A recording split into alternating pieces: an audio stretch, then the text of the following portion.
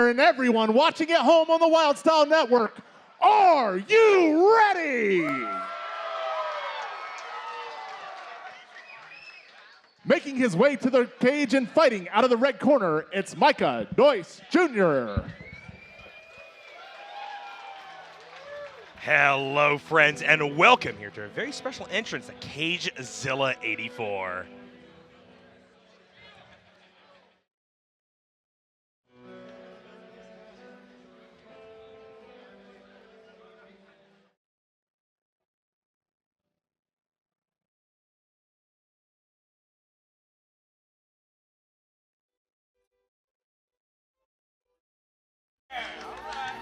And this is Micah Doise Jr. making his way to the cage to start us off on what is going to be an incredible action-packed night. Brent, 13 fights ahead of us, but what a way to start it off here in the bantamweight division. This 19-year-old is already 1-0, looking to continue that undefeated streak.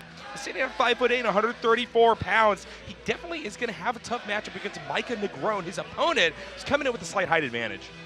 First of all, what's up, guys? Welcome to Cagezilla 84, the much anticipated Cagezilla 84. There's some crazy energy in this room right here, starting off in the first fight of the night. I mean, what other promotion has the first fight of the night with the energy like this? I know my energy has been crazy. I couldn't sleep last night. And man, starting off the night with a banger. This is a crazy fight here to start it off. We got Micah Doise coming in, represented by Sucker Punch Entertainment. So, I mean, Chris, this guy is already at 1-0 as an amateur, represented by one of the management groups that manage some of the top UFC fighters, man. What do you think about that?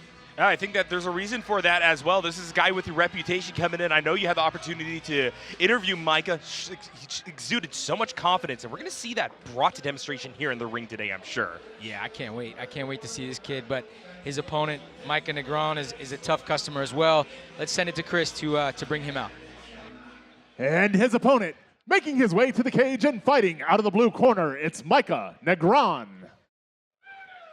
And this is that opponent you're talking about, of course. We already noted a little bit of a height advantage here, and just in general, this guy has a pretty slender build. I think that this is a very agile build, well built for the kind of MMA that he is looking to fight. Making his Cagezilla debut, who's currently at 0-0, but fighting out of modern American MMA. This is certainly someone on the rise that we're happy to have here showcase in our opening fight. Yeah, excited to see him come out. You know, I know Micah Doise has a lot of hype behind him. And he not only does he have height behind him, but he speaks for himself, and he backs it up as well. So he's right there in that nice sweet spot that you get in your fight career, and he's only starting really. But Micah Negron is similar. He's coming out. He's got a good wrestling background. He trains with the title fight, the flyweight title contender here tonight, Mio McKinney. So same team there. You know, he's got some good sparring rounds with Mio. And, you know, these guys, Chris, are coming up, and these are the new bantamweights. These are the bantamweights that we're going to see rise and make their way towards the title belt here eventually. In a way, reviving a division. Very happy to see this new competition, this new blood coming in, and already on stage we are getting good respect between these two fighters. Let's start over to Chris to make it official.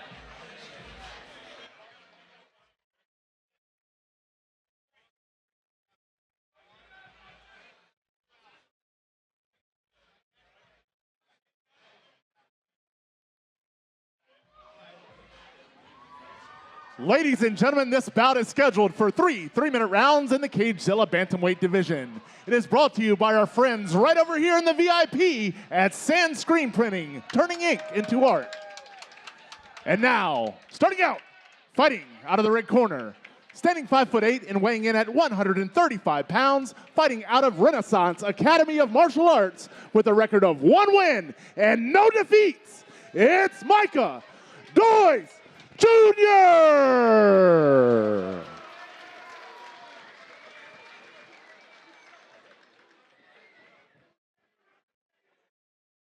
And his opponent, fighting out of the blue corner, standing 5'9" and weighing in at 134 pounds, fighting out of modern American MMA, he is making his Cagezilla debut. It's Micah Negron.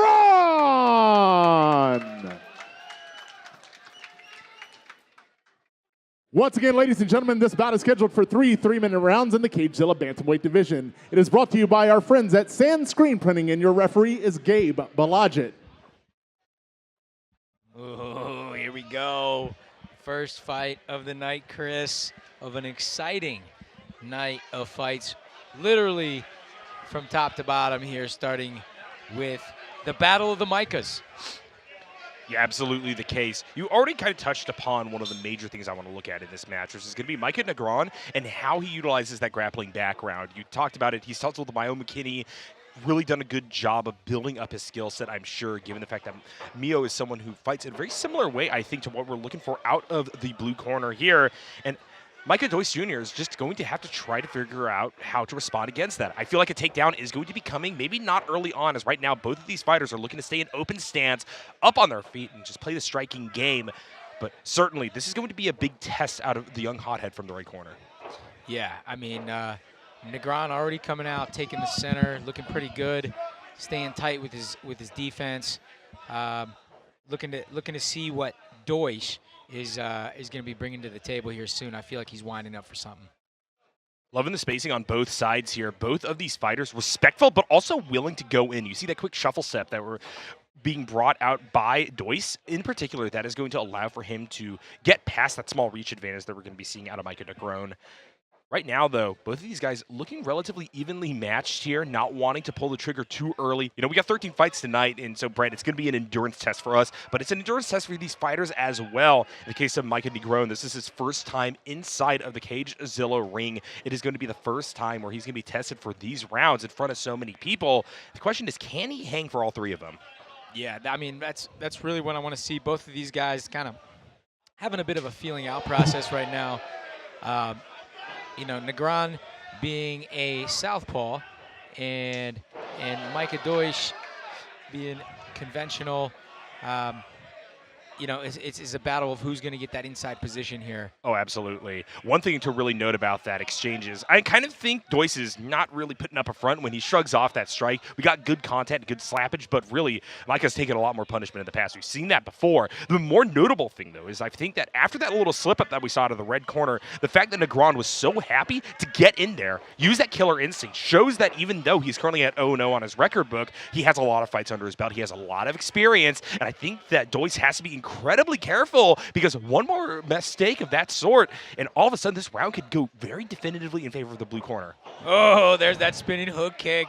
He said he's been working on that. He's been watching Mauricio Hufi from the Fighting Nerds in the UFC, and sure enough, he had it. I'm waiting for that left hook to come too. Yeah, I'm waiting for more contact as well. Both of these fighters expending a lot of energy to play the range game, and I love the fact that they are willing to do so early in this one, but damage hasn't come from it. Neither of these fighters really willing to crash guard and brawl, and I think that while that is a correct call, given their builds, given the weight division that we're in, we're finally going to be getting a tie-up here, and now this is really where the test is going to be had. That being said, low blow. Immediately, it is going to be Negron put over here, and you give it a talking to by Gabe Balajit. Little low blow right at the end. I think definitely unintentional by Negron there in the clinch. Just brought his knee up and brought it up a little bit low. But the round will end here shortly. Yeah, that's going to bleed a little bit of time off the clock already. We heard the clappers right before the contact was made, and so now it's just trying to make a statement here. Either side dancing it out, but not really necessarily making a ton of headway there. This is just the beginning of what I think is going to be a rollicking 3 rounds. That being said, the fact that the blue corner has been so eager to keep this on the feet versus someone as scary as Micah Doise Jr. means that we're in for a real treat. Yeah. I mean, you can look at this fight in this round 1 a couple different ways. One being these guys, amateurs, one fight in between them, and really showing some poise and taking their time. Yeah, that was definitely low.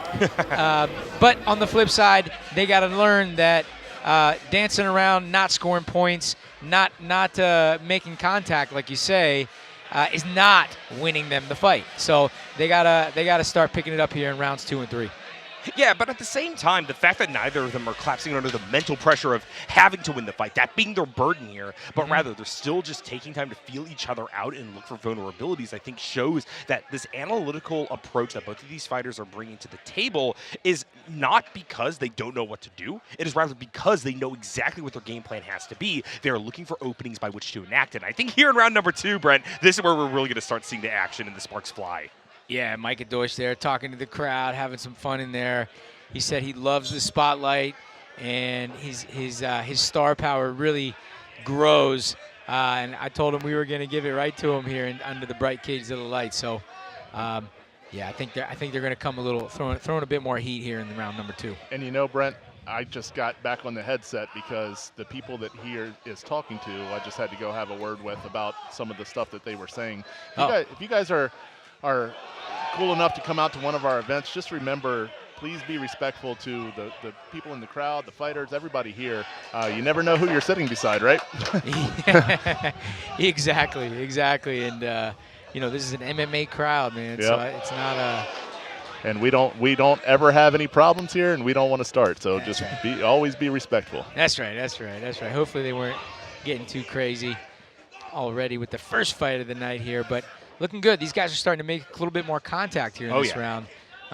No significant strikes necessarily in the first round, but I'm starting to see a few here in the second.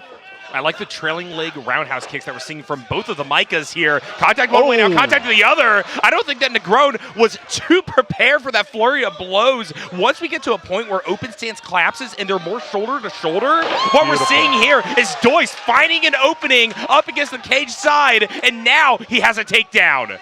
Hey, the wrestler getting taken down. You can't... There's no rule that says you can't take down a wrestler, right, Chris? Absolutely not. The question is, what can Doise get from this scenario? Negron, without a whole lot in the way of defense, is going to be allowed back to his feet here. Doise finding openings throughout the entirety of that, but unfortunately, with guard as strong as it was, he wasn't actually able to get the mount that he wanted, so he says, hey, let's get back to our feet. I already got a good score in. We got a minute left. I could do this again. He was cracking him a little bit on the ground. I thought he could have got a little bit more ground and pound off there before letting him up. And I thought so too. And even he still looked a little stunned even when he got to his feet. And I think Doise, if he would have pounced right there, he might have ended that fight. Right. That's about the third time we have seen that roundhouse kick land on the ribs of Doise, though. Negron has been using that to solid damage. You can start seeing the reddening along the side of the red corner fighter. That could be the angle here. Negron being given maybe a little bit of a second chance by how you guys are talking, and I agree. More damage could have been done by Doise. The question is, can he finish this? Big leg pick and a massive dump is going to answer my question. 30 seconds left, and Negron is in trouble. Wow, that was nice. I mean, he went for that risky move, fell to the floor, and finished with a double. I mean, come on. Textbook. Ended up really good for him. Looks like Negron is really a step behind here in this second round. I would agree with that. And now we got the mount as well, straight past the hips. Clappers are out, and that's the only saving grace for Negron. Launcher breaks it up, and at the end of round number 2, Micah Doise Jr. will emerge victorious. Wow, all right, Micah Doise lives up to the hype. Got a nice stoppage here in round number 2 in his Cagezilla debut. A very bright future for this young man, I have a feeling. Yeah, absolutely crazy killer instinct on display there. Look at this replay, guys. Already perpendicular to the torso of Negron. Negron tries to give up a headlock in order to get some elbows in, and then Doise sees the opening, gets his hips in orbit, gets the full mount, and just slugs it out, right hook after right hook upon the head of his opponent. Yeah, look at this young guy enjoying all that spotlight. Good stuff, good stuff. I know he trained hard, sacrificed a lot. He, from what he told me, he runs a boxing program. He trains multiple hours throughout the day, 2 a days, 3 a days. So he's a young guy that's really putting in that hard work. So he will reap what he sows. Yeah, absolutely. 2-0 to start off that MMA career, already having the backing of a publicizer, and ultimately you can see why. It's a flashy style, leads to flashy finishes, and he's got his own brand as well. You're going to have to tell me about those taped up glasses. Oh, you don't know? You don't know? I don't know. I don't know how to research. You got glasses too, man. You can wear them. These is the Fighting Nerds from UFC. They're like a group of Brazilians that are pretty much undefeated, and I kind of refer to them as like the Teenage Mutant Ninja Turtles, man, because there's like 4 of them. But yeah, let's send it to Chris, and we can talk about them later. Ladies and gentlemen, referee Gabe Balajit has called a stop to the action 2 minutes and 58 seconds into the second round. For your winner, by TKO, out of the red corner, it's Micah Doise Jr. Congratulations once again to Micah Doise Jr. But it's pretty clear Micah Negron not happy with that decision at the end there. A TKO on the record, going down to 0-1. This representative of modern American MMA, I'm sure will be back in the future. Yeah, we'll definitely have him back. He showed a lot of promise, and he's going to learn from this one. Congratulations to Micah Doise Jr. Can't wait to get him back on the Cagezilla card. Beautiful finish. Like and subscribe to Cagezilla.